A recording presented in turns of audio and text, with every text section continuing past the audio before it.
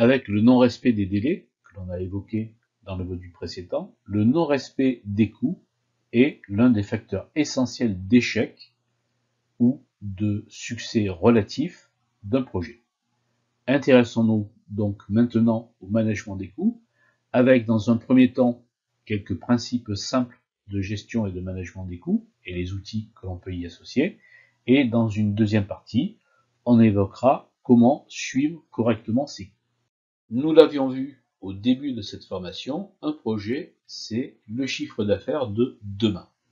Mais pour réaliser ce chiffre d'affaires de demain, il faut accepter aujourd'hui d'engager des dépenses et donc de prévoir un budget pour conduire mon projet. L'un des rôles essentiels du chef de projet va être d'estimer le mieux possible le budget nécessaire pour la conduite de l'action dont il a la charge, et ensuite de suivre ce budget en fonction de ce qu'aura décidé de lui attribuer le donneur d'ordre. Mon chef de projet va s'interroger sur les 3 grands postes de dépenses du projet. Le premier de ces postes touche aux ressources humaines. C'est bien évidemment l'ensemble des collaborateurs qui vont intégrer à temps partiel ou à temps complet l'équipe, mais également les sous-traitants, les consultants, les travaux externalisés à l'équipe. Tout ce qui va représenter un coût lié aux ressources humaines. Deuxième poste de dépense, c'est la mise à disposition de locaux, la mise à disposition de matériel, l'utilisation, l'achat ou la location de logiciels spécifiques, d'outils particuliers pour la conduite de mon projet.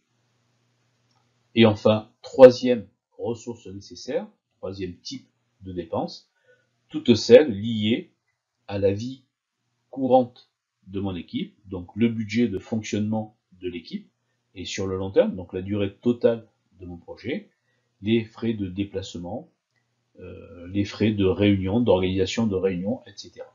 Donc tout ceci doit être intégré dans le budget initial qui va être présenté lors de la réunion de lancement au donneur d'ordre. En résumé, et travail préalable conduit par le chef de projet, établir un budget, c'est donc d'abord faire la synthèse des ressources nécessaires et du coup associer à chacune de ces ressources. Ensuite, d'en évaluer la faisabilité. Est-ce que c'est quelque chose de raisonnable ou pas?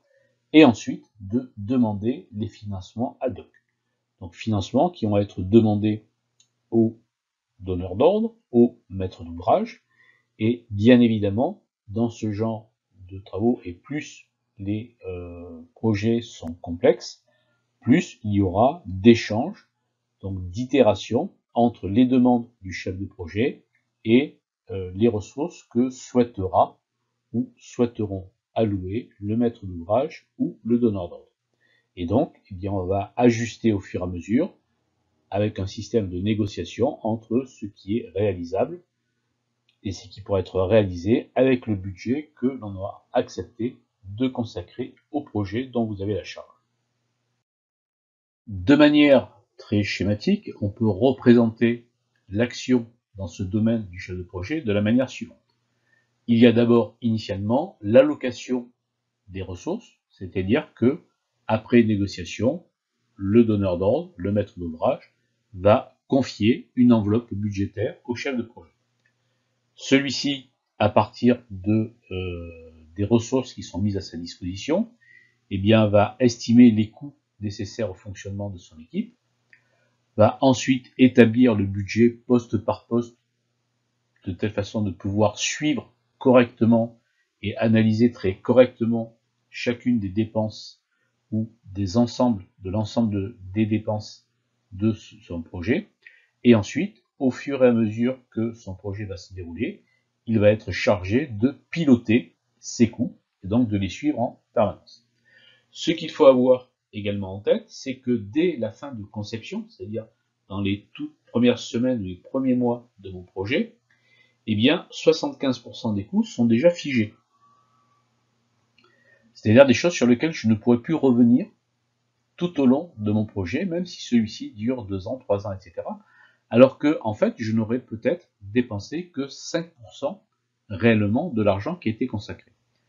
Donc ceci nécessite de la part du chef de projet à la fois une bonne estimation des coûts qui vont être engendrés par la conduite du projet, mais également une optimisation la plus parfaite possible pour ne pas dépenser inutilement sur certains postes au détriment d'autres. Bien évidemment, il y a des outils qui sont à la disposition du chef de projet pour réaliser correctement cette gestion des coûts. Dans les très gros projets, il y aura bien évidemment un des collaborateurs qui sera chargé, et dont ce sera la tâche exclusive, de gérer le budget et de tenir à jour tous les tableaux, tous les indicateurs liés à ce poste financier. Vous avez ici représenté une possibilité de gestion des coûts de projet proposée gratuitement par OpenProject.